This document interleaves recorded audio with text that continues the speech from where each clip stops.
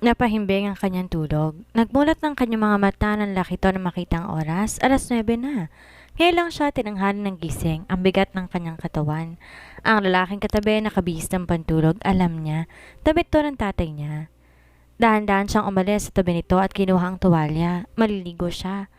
Pagpasok niya ng banyo, umagos sa kanyang hita ang katas na bakas na nangyari kagabi. Bigla siyang nalungkot. Si Clarice pa rin ang tatakbuhan niya at the end of the day. Para mag-asawa nga kami pero ako magiging side chick. Napaluha siya sa isiping iyon kasabay na lagastas ng tubig mula sa shower. POV Rafael. Sunod-sunod na doorbell ang pumukaw sa kanyang pantulog. Wala na sa tabi niya si Atalia. Narinig niyang lumalagastas ang tubig mula sa banyo kaya alam niyang naliligo lang ang babae. Ngunit ang panagdanog ng doorbell ay hindi tumitigil. May nabuti niya nang tumayo. Tanghali na rin naman. Pagbukas niya ng pinto, bumungad sa kanya sina Malena at Amihan. Good morning, tanghali na. Late na ga nakabunot? Biro ni Amihan na may dalang tray ng pagkain. Kasunod si Malena na may dala ring tray. Alam namin hindi pa kagising kanina kaya nag-order na lang kami ng pagkain. Nasaan si Atalia? Tanong ni Malena. Naliligo pa lang, sagot niya. Ano yung dala nyo? Ito ang paborito namin pagkain ni Atalia, palabok ng Jollibee at spicy chicken. Sagot ni Ami. Yan, hawak ni Malena, baked potato. Mukhang masarap yan ah. Intay na lang natin si Atalia, sabi niya. Naghilamos siya at nagmumog. San bang unit mo? Yung katapat mismo nito. Huwag mo na lang masasabi kay Atalia ha. I-text mo naman sa akin kung ano mga paborito niya. Bakit di ka sa kanya magtanong? Nakakulot ang noo ni Ami. Surprise nga eh. Parang di niya alam na may mga alam na akong bagay tungkol sa kanya. Sa tagal yung magkasama, hindi mo alam ang gusto niya? Nang bata pa kami, alam ko. Pero ngayong matatanda na kami, medyo naigba na siya ng taste.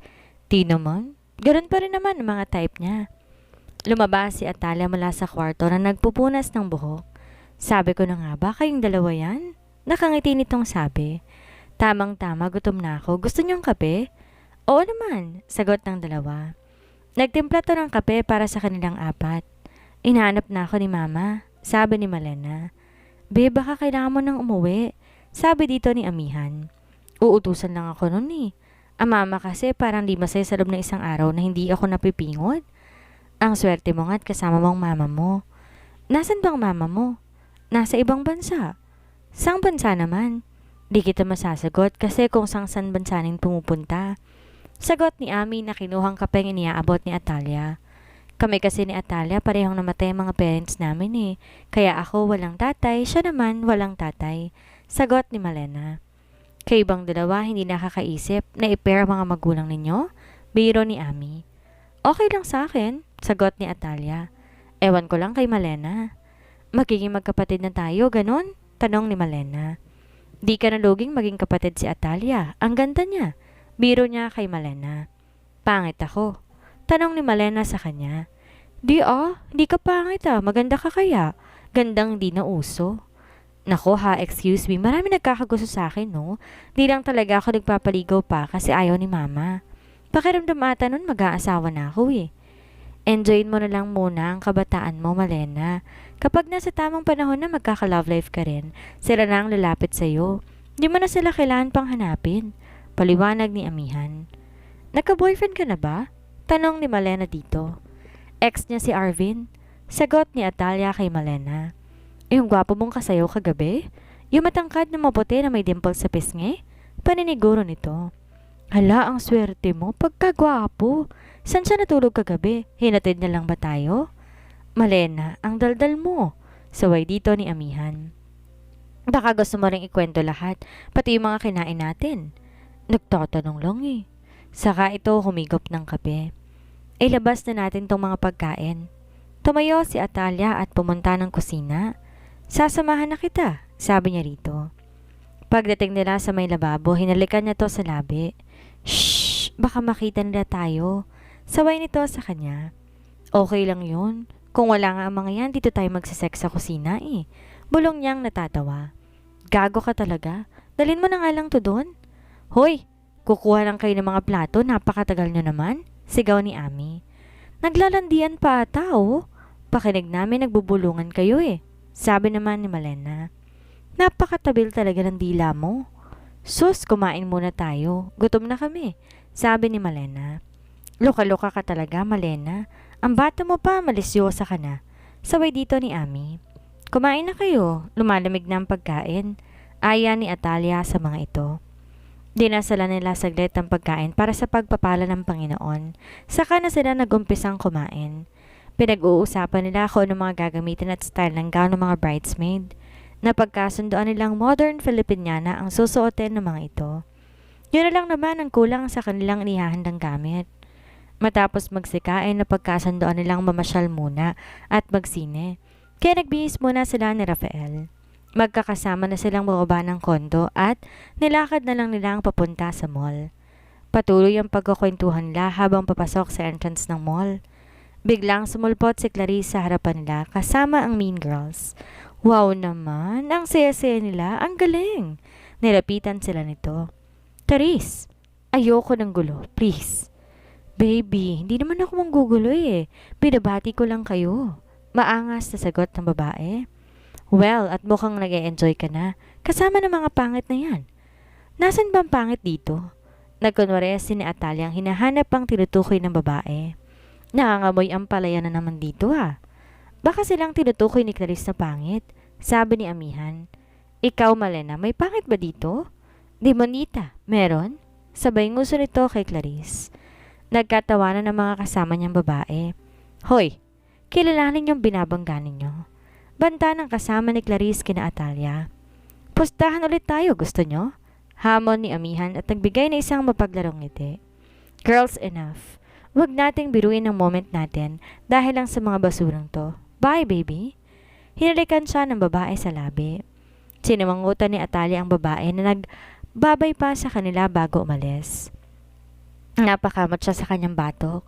Let's go, sabi ni Atalia na nauna sa paglalakad sa kanila. Mukhang nawala sa mood ang babae. Di niya naawat si Clarice kanina.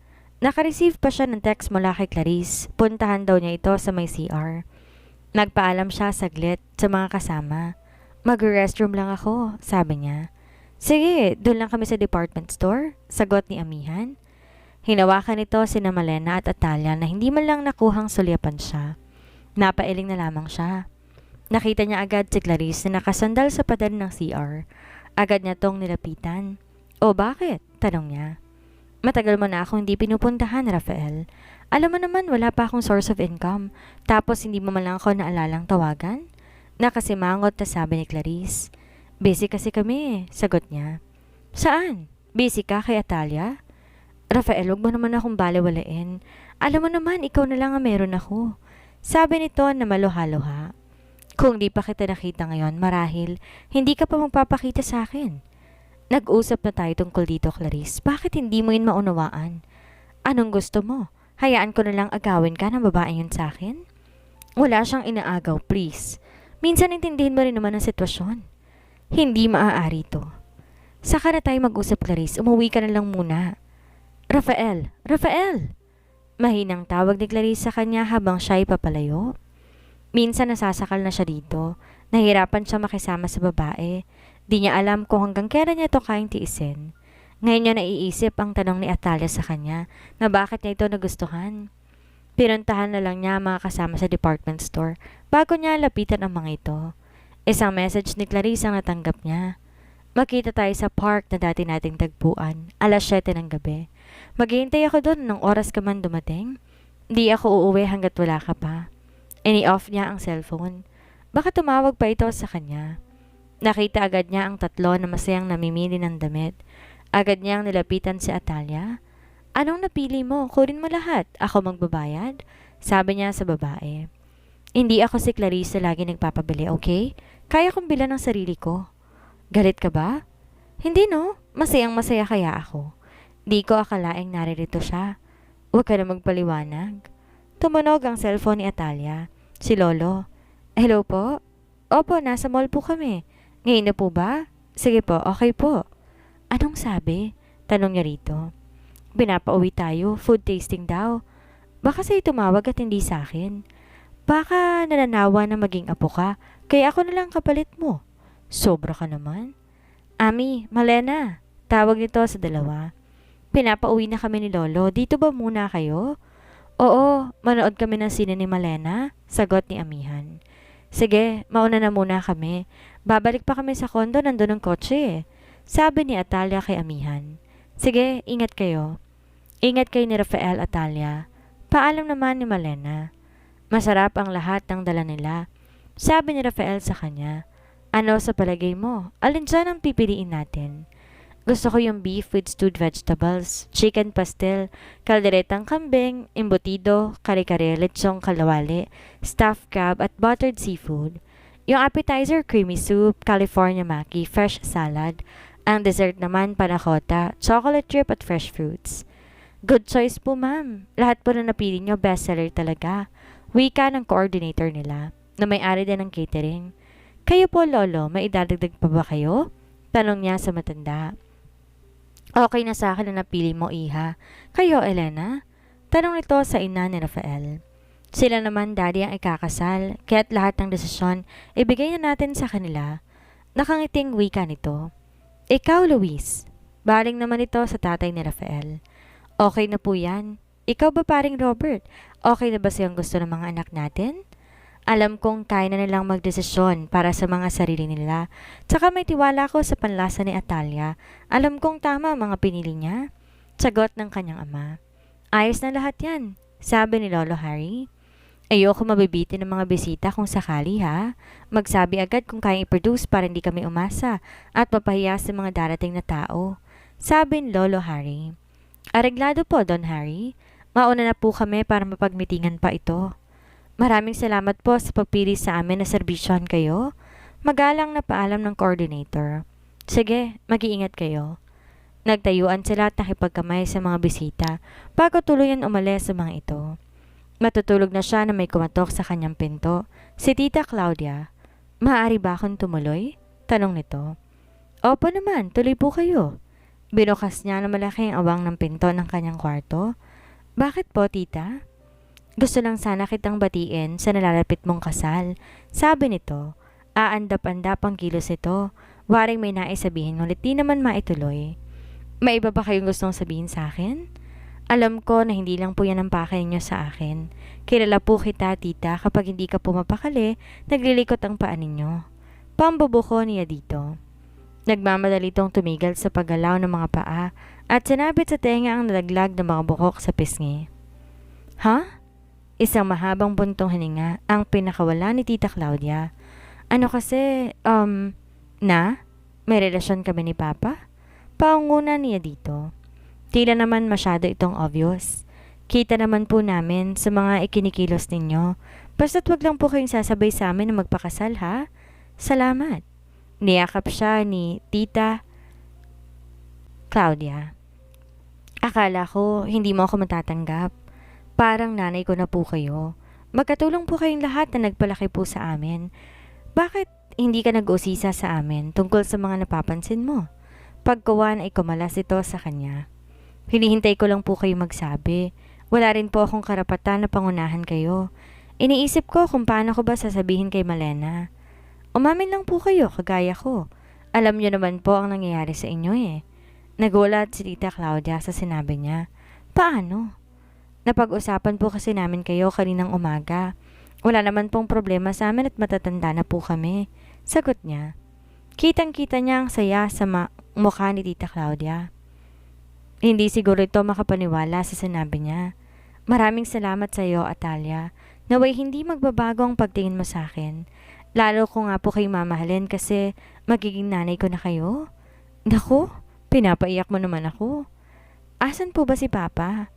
Umalis lang. Di niya alam na magsasabi ako sa iyo ngayon tungkol sa amin. Ang gusto niya sana pagkatapos na ng kasal mo. May kumatok sa pintuan ng kanyang kwarto. Tuloy! Malakas niyang sabi. Hey! Nagulat to na makitang may kasama siya. Kayo po pala, tita. Paalis na rin ako. May sinabi lang ako kay Atalia. Sige iha ha, mauna na ako. Mo kami pag-uusapan pa kay ni Rafael? Tumayo na ito at saka tumalikod sa kanya.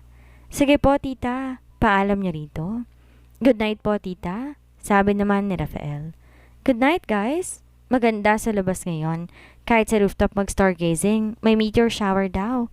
Talaga po? Masayang sabi niya. Oo, pinaparedy ko ng telescope doon. Tsaka tuluyang lumabas na si Tita Claudia. Tara! Yaya niya kay Rafael. Umakit tayo sa itaas. Yayayain talaga kita doon. Nahiya lang ako kay tita. May nilabas tong telescope na maliit. Wow! Ang ganda niya na! Tara na! Hinila niya na ang lalaki papalabas ng kwarto. Hindi niya makontak si Rafael. 2 oras siya naghihintay sa park na tagpuan nila noon kanina. Marami pa ang mga tao doon, subalit ngayon mangilan-ngilan na lang ang mga ito. Karamihan sa mga naroon magkakarelasyon. Agaw pansin siya doon dahil kakaiba ang kanyang ganda at tangkad. Miss, magkano isang oras mo? Tanong ng isang lalaki sa kanya na medyo matanda na. Che, hindi ako pumapatol sa walang pera, sagat niya. Kakapanalo ko lang sa sabong. Malaki-laki din ang napanalunan ko. Ayoko naman umuwi agad sa bahay at makikita ko na naman ng asawa ko na laging amoy ulam. Ni ayaw mag-ayos ng sarili. Kapag nagsisipi nga kami nakapikit na lang ako at siya na ang nagtatrabaho. Matagal akong labasan. Kwento nito, na kahit hindi siya interesado hindi niya maiwasan na marinig ang sinasabi ng lalaki. Hoy, paring Turing, anong ginagawa mo dyan? May 2 lalaki pang lumapit sa kanya. Tinatanong ko kung magkanong oras itong magandang babaeng ito Sagot ni Turing. Ineng, bagong panalo sa tupada yan. Milyon ang naiuwi niya ngayon pero kung ayaw mo sa kanya, pwede naman sa akin, sabi ng isang lalaki. Paring Box, baka naman akong gusto. Magkano bang presyo? Mukhang may mga mauuto ako ngayong gabi. O sige, ganito na lang. Kung kaya niyang 500,000 kayong tatlo, kaya ko kayong pagsabay-sabayin. Sagot niya. Wow! Hindi ko pa nasusubukan yon. Ano mga pare? Tanong ni Turing. Call! Sabi ng mga ito. Nasaan ang pera? Cash ha? Nag-abot si Turing ng 3 bundle ng tagi-isang bundle namang lilibuhin ang 2. Ako naman na mauuna ha? Malaki naman ang bag ko sabi ni Turing. Ilalagay ko lang to dun sa kotse ko. Teka, baka hindi ka na bumalik. Pariniguro ng mga to. Oh, hawakan niyo ang bag ko. Pumunta siyang kotse at nalagay ang pera sa binalikan ng mga lalaki. May kinuhang energy drink at nilagyan niya ng ecstasy. Gusto ko sa talahiban. Parang ganon, sabi niya. Ha? Ayaw mo sa kama? Para maiba naman, lagi na lang sa kama Papayag akong sampal-sampalin niyo ako at suntukin, pero sa mga braso tita lang. Suggestion niya. Bakit ganun ang gusto mo? Tanong ni Box. Inumin niyo to para malaman niyo kung bakit, pero mamaya na. May alam ba kayong bakanteng lote dito? Marami, sagot ng mga to. Tara na pero wag tayong magsasabay-sabay ha? Sabi niya at pumasok sila sa isang masukal na lugar na may space sa gitna. Parang pwedeng mag-picnic sa lugar. Inumin niyo na yan, utos niya. Baka may lason to ha? Sabi ng mga to. Bakit ko kayo lalasunin? Ito meron din ako sabi niya. Walang halong ininom niya and after 5 minutes, tumatalab ng droga sa katawan ng mga to. Inumpisa na siyang hawakan kung sansang parte ng katawan. Wag! Maawa kayo sa akin? Pagmamakaawa niya sa mga to. Halakak demonyo ang mga to, huwag ka nang pumalag. Ito naman ang gusto mo, hindi ba? Saka pinulit ng mga ito ang kanyang damit. Hinablot din ng mga to ang suot niyang bra at panty. Wow! Ang kinis! Pwede na to, mukha namang masarap ang babaeng to Maawa kayo. Nagtangka siyang tumakbo subalit naabutan siya ng mga to. Hinila ni Turing ang kanyang buhok. Saan ka pupunta? Sinampal siya ng lalaki kaliwat kanan. Pinagsawa ang kanilang mga labi sa kanyang katawan. Makulit ka ha? Pinagsusuntok siya ng mga ito. Hawak siya ng isang lalaki habang ang dalaway binugbog siya at ramdam niya bawat lapat ng kamao ng mga to sa kanya. Tinulak siya ng lalaking may hawak sa kanya. Napasubsob siya sa damuhan. Saka siya tinihayan ng mga to. Pinagsawa ng lalaking kanilang mga labi sa kanyang katawan. Nakalabas na ang aramas ng mga ito. Binaboy siya ng gusto ng mga lalaking yon. Ilang beses pa siyang pinagparausan bago siya iniwang lambot na lambot at halos wala ng buhay. Nag-ipon siya ng lakas. Tsaka gumapang malapit sa kalsada para humingi ng tulong. Dito siya nakita ng mga dumaraan sa lugar na yon. Tumawag ang mga to ng ambulansya at mga polis. Kalunos-lunos ang kanyang sinapit. Tinawagan ng mga magulang ng mga doktor sa ospital. Maaari bang wag na nating ipalabas sa media to? Para na rin sa kahiyan ng anak ko. Pakiusap ng tatay niya. Opo sir, masusunod po, sagot ng polis. Siya naman hilong-hilo, ngunit mas lamang ang tuwa. Rafael, hahanapin mo ko. Total binabaliwala mo naman ako. Mamatay ka sa konsensya. Isipin mong sinapit ko to ng dahil sa'yo. Hindi mo alam ang mga kaya kong gawin, balikan mo lang ako. Hindi ang isang atala Lazarus lang ang aagaw sa'yo sa akin. Madami na akong hirap sa'yo kaya dapat akin ka lang. Walang maaaring umagaw sa'yo, magkamatayan.